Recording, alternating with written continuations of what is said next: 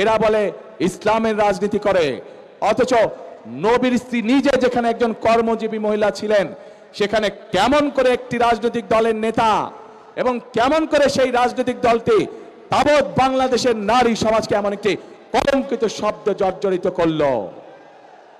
প্রিয় ভাই বোনেরা, বদরের যুদ্ধ নিশ্চয়ই আপনারা জানেন কম বেশি সবাই।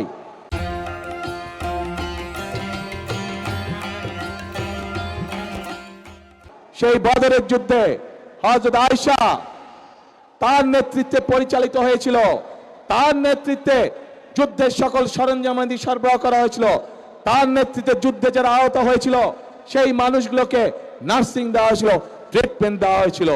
কাজে আমরা ইসলাম ধর্ম বলে, আমরা আমাদের দেশের সামাজিক অবস্থান বলি, সকল জায়গায় নারীদের একটি শক্তিশালী অবস্থান আছে এবং আমরা কোনোভাবেই অস্বীকার করতে পারবো না। এই নারীদেরকে পেছনে রেখে, এই নারীদেরকে ঘরে বন্দি করে রেখে কোনোভাবেই আমরা বাংলাদেশকে সামনে যেতে পারবো, এটি আমরা কখনোই মনে করি না।